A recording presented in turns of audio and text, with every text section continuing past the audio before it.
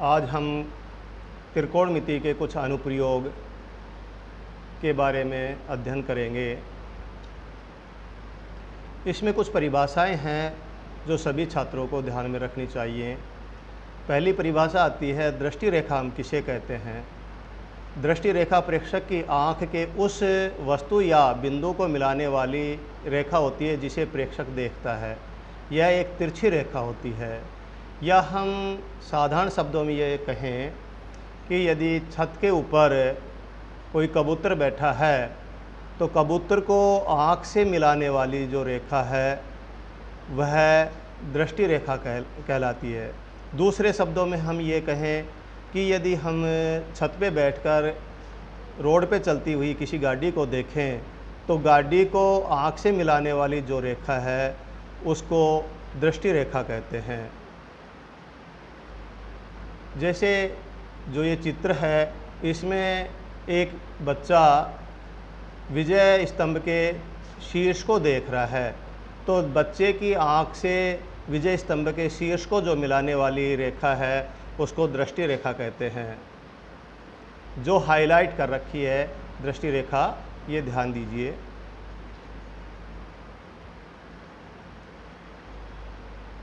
क्षैतिज रेखा किसे कहते हैं? क्षैतिज रेखा प्रेक्षक की आँख से धरातल के समांतर खींची गई रेखा होती है। यह एक आडी रेखा होती है। ये कहें कि यदि हम अपनी आँख से धरातल के समांतर कोई रेखा खींचे तो वह क्षैतिज रेखा कहलाती है।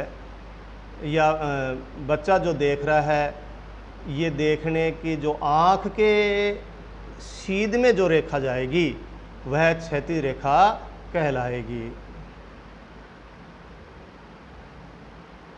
इसमें हाईलाइट कर रखा क्षैतिज रेखा को, जैसे कि बच्चे की आँख से धरातल के समांतर जो रेखा खींची गई वो क्षैतिज रेखा कहलाती है। ऊर्ध्वाधर रेखा किसे कहते हैं? ऊर्ध्वाधर रेखा धरातल के लंबवत खींची गई रेखा होती है।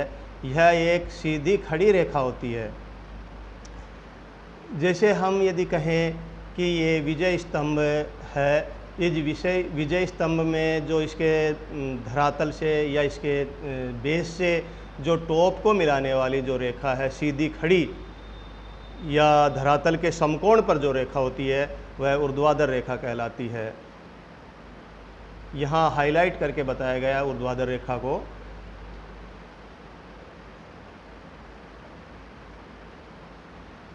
यदि हम इसी बात को, यदि प्रेक्षक ऊपर बैठा है या जो छात्र है या बच्चा है जो ऊपर बैठा है और इस में जो झील के अंदर तैरती हुई नाव को जो बच्चा देख रहा है, तो बच्चे की आँख से और नाव के बीच में जो रेखा सीधी रेखा होती है इसको दृष्टि रेखा कहते हैं।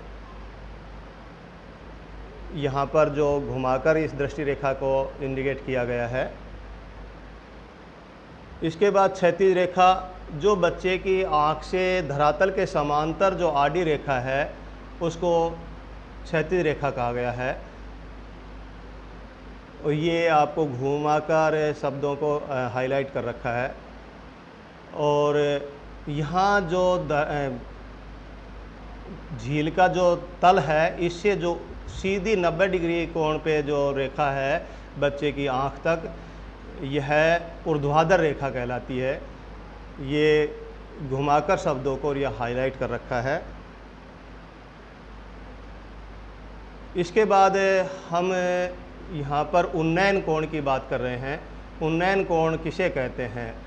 छात्र मीनार के शिखर की ओर देख रहा है।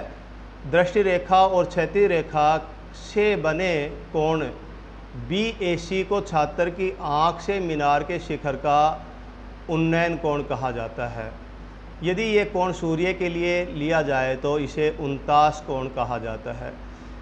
कहने का यहाँ सीधा है, यदि हम नीचे हैं, देखने वाला नीचे है, या कहें प्रेक्षक जो है वो नीचे है और ऊपर की वस्तु को देख रहा है, और हमें ऊपर की वस्तु देखने के लिए जब आँख को ऊपर की तरफ ऊपर उठाया जाता है तो क्षैतिज रेखा और जो दृष्टि रेखा के बीच जो बनने वाला कोण है, अर्थात जितने डिग्री हम आँख को धरातल के समांतर से ऊपर उठाते हैं वह उन्नयन कोण कहलाता है।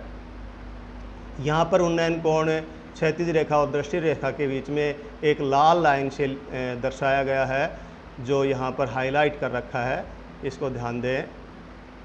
इसके बाद यदि हम कहें आते देखे गए बिंदु का उन्नयन कोण उस स्थिति में दृष्टि रेखा और क्षैतिज रेखा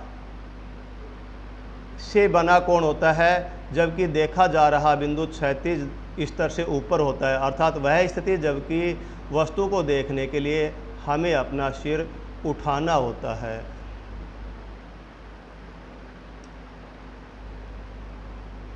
अवनमन कोण किसे कहते हैं, यहाँ अवनमन कोण के बारे में हम अध्ययन करेंगे।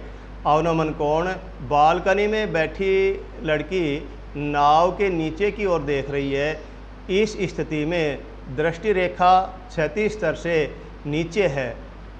दृष्टि रेखा और क्षैतिज रेखा से इस प्रकार बने कोण को अवनमन कोण कहा जाता है। या यदि हम साधारण शब्दों में बात करें, हम या प्रेक्षक या कोई छात्र वह ऊपर है और अपने आँख से नीचे की वस्तु देख रहा है, तो क्षैतिज रेखा से जितने अंश हम नीचे आँख घुमाएंगे वह कोण अवनमन कोण कहलाता है। यहाँ हाईलाइट कर रखा है अवनमन कोण को, ये जो ध्यान देंगे। अतः देखी जा रही वस्तु पर स्थित बिंदु का अवनमन कोण उस स्थिति में दृष्टि रेखा और क्षैतिज रेखा से बना कोण होता है जबकि बिंदु क्षैतिज रेखा से नीचे होता है, अर्थात वह स्थिति जबकि देखे जाने वाला बिंदु को देखने के लिए हमें अपना सिर नीचे झुकाना होता है। कहने का साधारण शब्दों में तात्पर्य है कि जब हम नीचे की वस्तु देखेंगे तो हमें अपना सिर नीचे झुकाना पड़ेगा, और जितना अंश हम अपने सिर को नीचे झुकाएंगे वो वह कोण अवनमन कोण कहलाता है। यहाँ पर भी ये अवनमन कोण, और जो हम यदि नीचे होते तो वह उन्नयन कोण यदि हम बात करें तो ये लगभग एक जैसे होते हैं, समान नाप के होते हैं। ये हम एकांतर कोण की जो परिभाषा है उसके आधार पर हम कह सकते हैं त्रिभुज जो बनेगी उसमें अवनमन कोण नीचे ट्रायंगल में जो बना कोण के बराबर ही होगा। इसके बाद हम त्रिभुज की भुजाओं के अनुपात के बारे में बात करेंगे। त्रिकोणमिति में मुख्यतः 3 प्रकार की त्रिभुजें होंगी। पहली त्रिभुज यहाँ पर है जिसमें जो 45 डिग्री न्यून कोण की त्रिभुज, न्यून कोण समकोण त्रिभुज होती है। दूसरी 60 डिग्री के कोण की समकोण त्रिभुज होती है। तीसरी 30 डिग्री के कोण की जो समकोण त्रिभुज होती है। इनकी भुजाओं का जो अनुपात है वह यदि हम देखें तो समकोण त्रिभुज जो 45 डिग्री है उसमें बेस और लंब बराबर माप के होते हैं और कर्ण इसका √2 गुना होता है। यदि हम 60 डिग्री के त्रिभुज की बात करें तो 60 डिग्री के कोण में बेस ए होगा, परपेंडिकुलर या ऊर्ध्वाधर रेखा या कहें लंब वो √3 होगा, और इसका जो कर्ण है वो 2a होगा। दूसरा यदि हम बात करें 30 डिग्री के एंगल की तो यहाँ पर जो परपेंडिकुलर ए होगा और बेस होगा वह √3a होगा, और इसका जो विकर्ण होगा वह 2a होगा।